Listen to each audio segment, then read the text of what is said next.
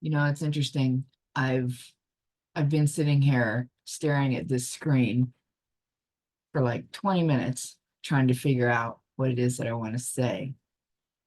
And uh and I don't know if I figured that out yet. It's this last week has been overwhelming. It's been uh I don't even have words for it. It's probably why I can't figure out if I'm ready to have something to say or not. Um the level of non-preparedness, for lack of a better way to put it, the level of lack of intentionality going into a storm that we knew was coming. We may not have expected worst case scenario, but we knew there was a big storm coming. And someone else mentioned earlier, I'm gonna read some things that friends who are far more eloquent than I am have written in the last couple of days. Uh, it is our local leadership the only thing to blame? No, not by a long shot. We as a community have a lot of work to do. That said, uh, there's a long road of lack of planning, bad planning, uh, self-centered planning that this city and this region and this county, I live in Multnomah County, uh, are all part of. And it hasn't really seemed to matter a whole lot who's in the office. There are some exceptions, definitely some exceptions. But this is a real systemic issue in this region. We talk about, when we start talking about climate change, for example, and we think about those coastal areas and those other areas that are not as enlightened as the Pacific Northwest. Um, and it's just not true. We as a region here aren't any better prepared for significant problems than anyone else is. And the last few days have really shown a spotlight on that. Even, summer before last, when we had the record, 115, 116, and what, over 100 people in Oregon died. Everyone was shocked. Everyone was like, oh my God, this happened. We don't talk about it anymore. And it hasn't even been 2 years yet. You know, the failure of our systems over this last week uh really need to shake us all up, because what's the definition of insanity? Doing the same thing over and over again, expecting a different result. And that's what we tend to do here. That's what our leadership definitely tends to do here. And people die because of it. People are harmed. And then they get blamed. They get blamed. I'm talking about the people who died. People get blamed for not being prepared. Or they get blamed for being outside. Or they get blamed for just any number of things, as if there's not a collective alternative to that approach. Oregon has a super deep history, this super deep libertarian streak that goes back to its founding and before. And I get some of it. We all like our independence. We definitely don't want to be controlled, although we are anyway. But it leaves us without a collective viewpoint of how to have society, how to have community.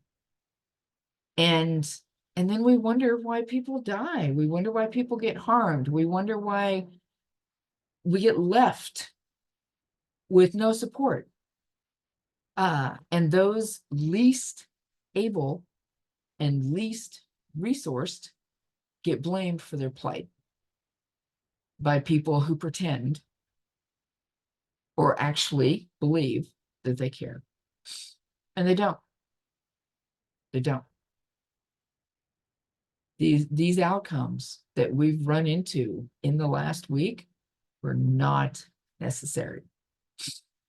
And I think the numbers of people dead are going to grow. And what have we become used to it? What happened? You know, there's got to be a better way, and we're responsible for that better way. This is not acceptable. We're supposed to be in what, the richest nation in the world, with all of these resources and all of this know-how and all of this ability, and yet we keep doing the same things over and over again because we've made the assumption and have been told and believe that we don't have any other ways, that we don't have any resources, that we don't have the ability to change what we're doing and how we're doing it, that we don't have those answers. And it's just not true. It's not true. And, you know, there are folks in this region that, you know, their legacies are not going to be all that great. You just put it mildly. And I don't think they have any clue. They don't have any clue, because we actually have people who control resources and control decision making that really honestly believe they have the best answers and that they have the only answers. And that's not true on either count. But if you lead with ego and you lead with self-centeredness, that's what you're going to end up with. This region has this just longer than I think people like to admit history of not leading with community. We think we do. We have that reputation here, like community engagement and ballot measures and all this stuff. The actual power structure, the actual decision making is less community engaged than anything I ever saw back home in Texas. And it's not just about people don't engage and people don't talk and people don't want to be part. People get burned out.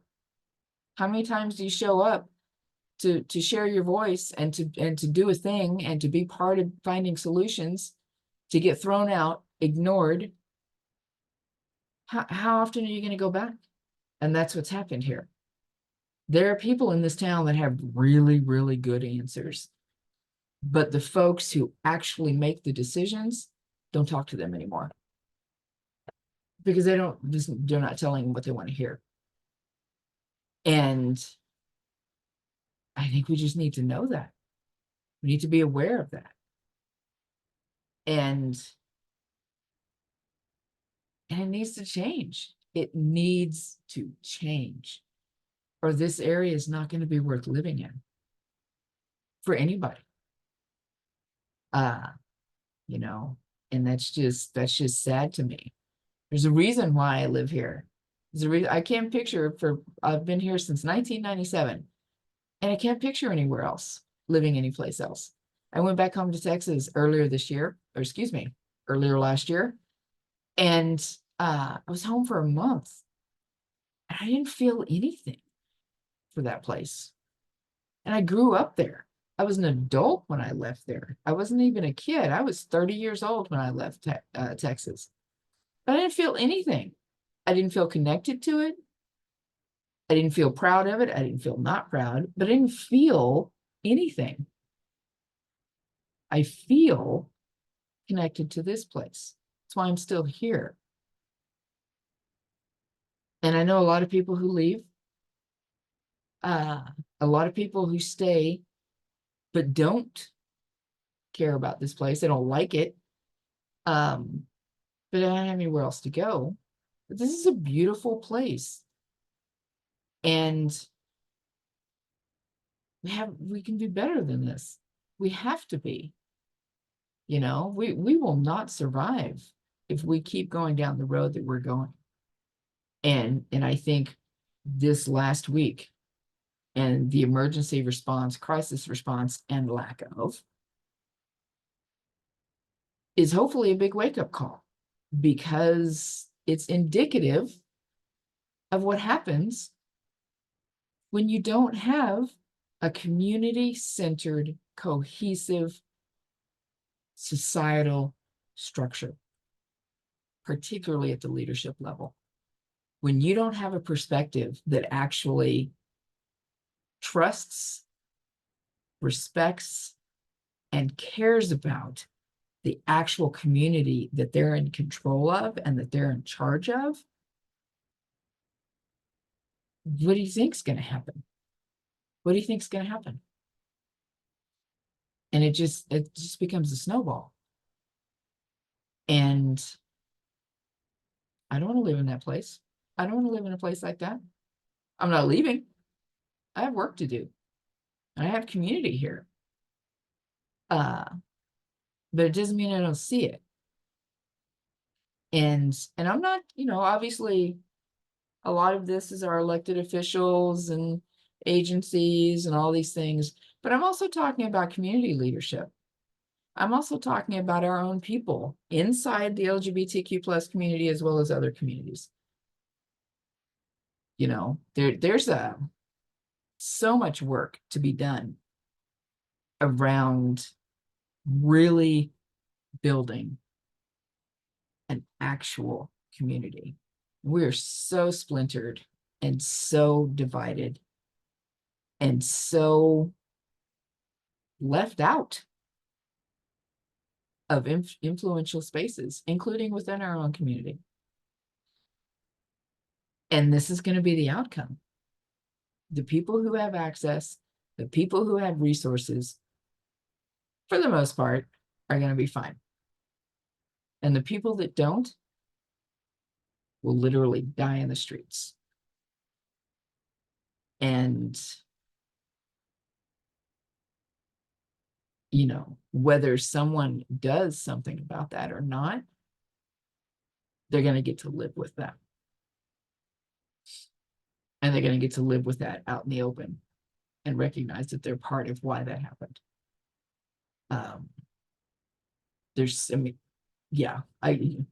Y'all know me, I could go on for a long time, but I want to read a couple of things that I've posted in my own platforms, but I want to read a couple of things for folks who haven't read that to just get a really sense of how much happens that we don't see and that we don't hear about, and how much the narrative is skewed around who's getting things done and who's not. Y'all know, a lot of you know, that I count Sandra Comstock as among my friends. And she is founder, executive director of Hygiene for All. Incredibly well written. This is why I'm going to read some of what she said, as opposed to continuing to ramble on, because she just really puts it together. She has been yelling into the wind for years about the dysfunction that has brought us to the housing crisis that we have, and the impact on the actual people living in the streets. And the dysfunction and exclusion that happens over and over and over again. And I'm just going to read something that she wrote yesterday.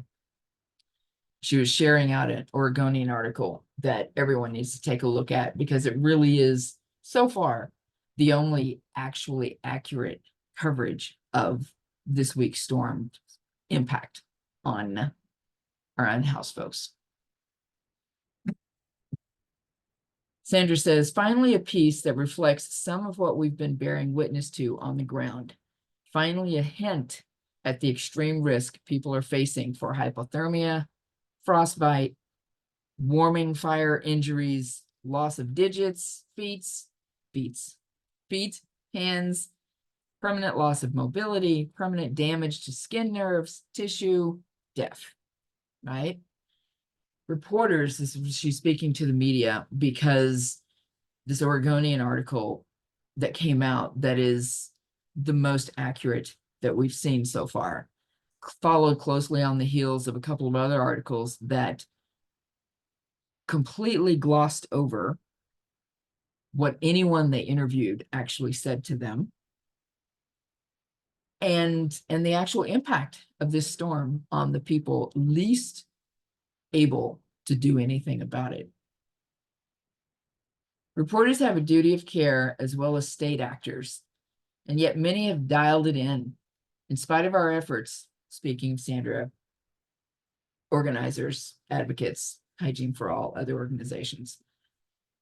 In spite of our efforts over time and over this last debacle to communicate and inform, show up, and facilitate access to our communities and workers' experiences, wisdom, and insight whenever asked.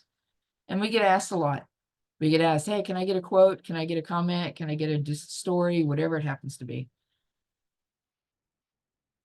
And it gets really disrespected in the final product.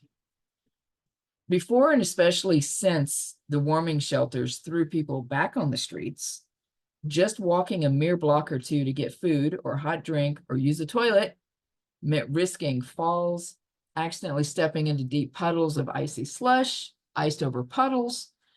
When that's your only pair of dry socks and shoes, simply stepping outside of your tent, if you have one, can literally cost you limbs, can cost you toes, long-term health, etc. And then she tells this story. And I remember when this happened, the evening when it happened, and she shared it out on her personal platform. One of the regulars at Hygiene for All at the hub downtown was in a state of hypothermia when we found him on Wednesday after warming shelters had forced people back into the streets. Thursday, a regular I'd seen Friday night at the Market Street shelter described falling and hitting his head, injuring his hip as he made his way from the shelter to the spot we found him yesterday. This was, let me double check this. This was literally yesterday. He told us that he fell again and again on Wednesday. He had watched another mutual acquaintance of ours fall and finally crawl away from the closed shelter. We had taken that man to the warming shelter on Friday the 12th, after he crawled in on his hands and knees into the hub, unable to stand and searing pain from the severe cold. In these conditions, tents get blown to bits and inevitably take on icy water from below and above. Our unsheltered employee, Hygiene for All hires from the community that it serves. Our unsheltered employee, who we reached during our rounds delivering life-critical supplies yesterday, reported he had lost his tent on Wednesday night to wind and ice. This was happening a lot. I'm going to stop here before I read any more. One of the,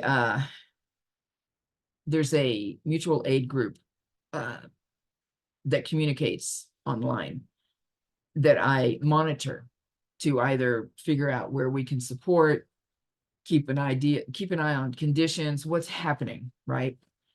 And it is incredible to me to watch this group of people, the amount of contact that they make. And these are not paid people. These are private community members who utilize what few resources they have to get food, medical supplies, equipment, tents, warming supplies, cooling supplies in the summer, literally tons and tons of resources that they are collecting from anywhere and everywhere that they can find to get out to people. So when you hear agencies talk about how much access they've made, how much contact they've made, it is a fraction of what community members are out there doing with next to no support, definitely no recognition, and to a lot of risk to themselves. So we'll come back to that. Back to Sandra. The city and the county have gotten Sandra's really mad, and with good reason. Anyone who knows Sandra knows I can see her just pounding on these keys while she's typing this. The city and county have gotten away with non-medically and non-scientifically sound, aka climate change related, weather emergency response. This is very true. In good part, they've been able to get away with this thanks to the unpaid, here we go, the unpaid, invisible, exhausting, and frankly traumatizing efforts of mutual aid networks, small nonprofits, and unsheltered folks themselves. We're grateful when the Joint Office of Homeless Services provides additional gear to mutual aid groups and warming shelters are opened. Totally grateful to that. But with each new, increasingly foreseeable weather event, our communities are left mustering critical survival supplies, and in some cases, hotel vouchers, check in on and arrange for care for those otherwise left to die. I did this myself at Pride Northwest day before yesterday, when a community health social services friend of mine reached out looking for support for one of their clients who was in severe need of a hotel stay that night. And this is pretty much the height of what was happening. And this was just a couple of days ago. So this is, we're hip deep in some of the worst parts of this storm. And so we got him into a hotel, and it took some wrangling, it took some time, it took some resources that we don't have, but we did anyway, to get this person safe for at least a couple of days. No one pays us for that. I guarantee you there aren't any agencies reimbursing us for that. And we're not alone. We've been doing that for 4 years at this point. And there's no recognition, no acknowledgement, and definitely no support from any of our governmental levels recognizing that. Really, it's just pennies on the dollar. I'm going to go back to Sandra, because again, Sandra says all this way better than I can. With each new, increasingly foreseeable weather event, our communities are left mustering critical survival supplies, hotel vouchers, check in on, arrange for care for those otherwise left to die, or become permanently maimed by what she's calling state entities' persisting failures to plan and prioritize as they would if well-off citizens' lives were collectively threatened in this way. And that's a real, I know that's really hard to hear, but it's true. When you're comfortable and you're safe and you have everything you need, it is really difficult, whether it should be or not, to think about the folks, more importantly, to act on recognition of the fact that there are a whole host of folks that don't have any of that, that don't have anything that you have. It's really easy to blame them for all of that and to just go down the list of excuses. And that's what we end up doing. Again, back to Sandra. I'm angry, and yes, she is, because we who've been out here on the streets throughout this storm are all tired of bearing the brunt of cleaning up after county, city, state negligence. Not just in weather emergencies, but in our ongoing housing emergencies. And it's not only negligence, this is Sandra. In the case of the city, it's policies that actively and demonstrably threaten and shorten the lives of the 10,000 people experiencing homelessness and making it harder, much harder for people to navigate and get housing, shelter, etc. The unconstitutional ordinance sending people to jail for 30 days if they're found camping or bedding material with camping or bedding material on city streets, sidewalks, or any city-owned land is a case in point.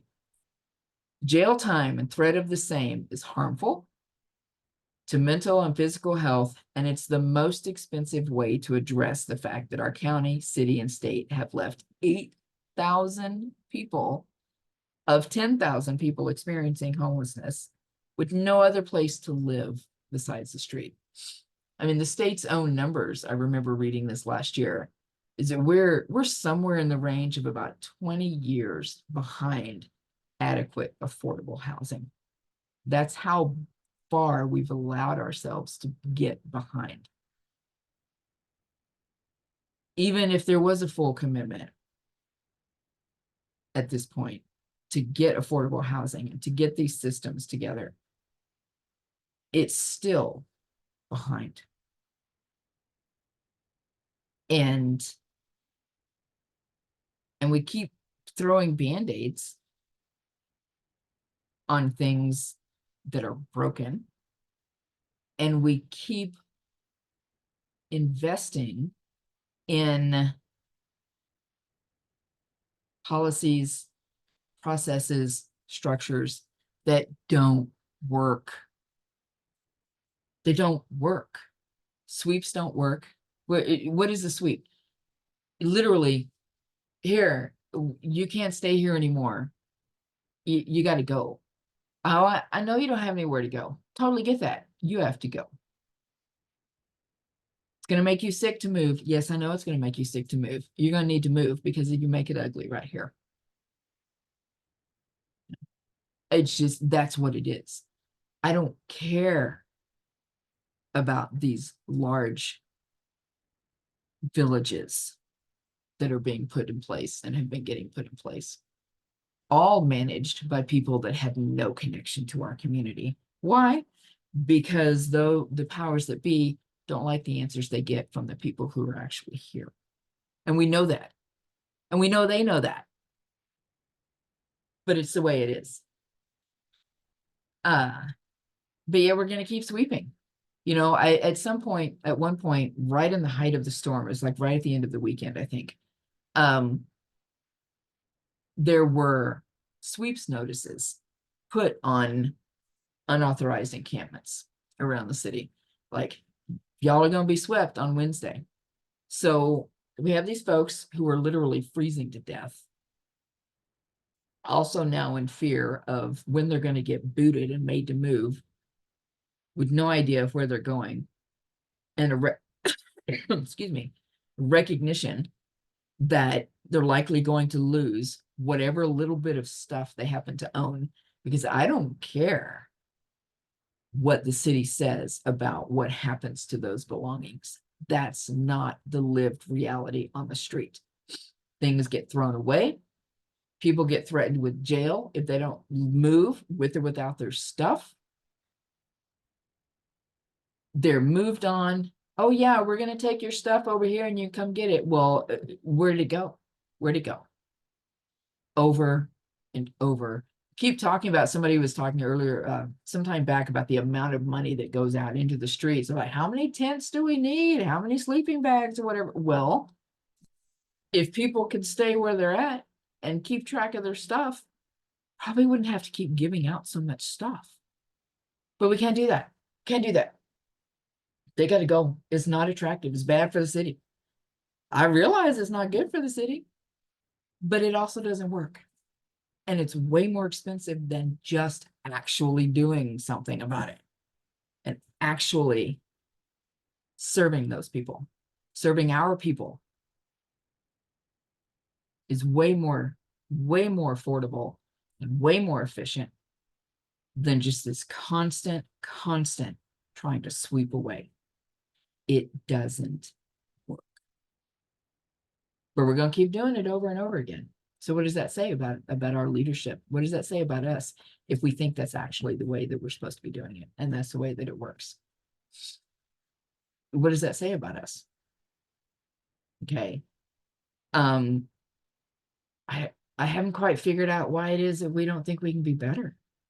I haven't figured out why it is so difficult to expect and demand better. Without that better, meaning the dehumanization of entire parts of our community. Why is better all about, oh, I don't want to see that anymore. We don't see that. Why is better all about ensuring that people with the least of the least are held accountable for their position? Why is that the best that we can do when there's so much knowledge out there, so much information about what does actually work? You know, one of the things that I learned when I was on the Charter Commission was how completely and utterly resistant leadership in this region is to ideas that come from anywhere else. That won't work here. No, that's, oh no, that's not proven to us. We can't do that. We have better ideas. We know everything we need to know. Excuse me. And that's their approach.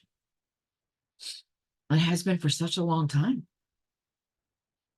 You know, the dysfunction of the city isn't just because of the form of government, although that's a huge part, such a huge part. But there is really this region-wide perspective that says we already have all of our answers right here in Oregon. Oregon is the best. I don't know if Oregon's the best or not. Is this the best we can do? I don't know if it's my definition of the best. It's fantastic, and I'd like for it to be the best, and I don't want to go anywhere. But if this is what we define as the best, I think we need to look at our standards. But that just create that perspective, that thinking just creates this myopic, closed, non-well-informed, non-creative perspective. And the end result is that we're in a race to the bottom in terms of our quality of life here. That's just why? You know, I mean, that I am fairly successful. I'm fairly successful in what I do for a living. I'm educated. I have my degree. You know, I'm a fairly intelligent person. But I would never presume to think that I'm going to always have the best answers. That's just dumb. It's just dumb. Because, you know, it just is. And that's how we tend to approach decision making in this region, under the assumption that this insular group or part of the community or even just the region, we have the answers all right here. We have everything we need, and we don't actually need to lift our heads up and look at what else might be out there. And the end result is that people die. People die. People get harmed. Community is harmed. And I don't know. It's my perspective. I really appreciate Sandra's perspective, Dana, some other folks who, you know, y'all probably heard me mention here and there. Which is one of the reasons that I know that there's so many good answers out there. And we have to go and find them. That's just the way it is. So I'll stop rambling. And yeah, I just had to get that out. y'all give some thought. You know, hopefully there's a lot of lessons learned from the last week, including inside community, about all of the better ways that we can be prepared for whatever comes and actively support each other when whatever comes. Thanks, y'all.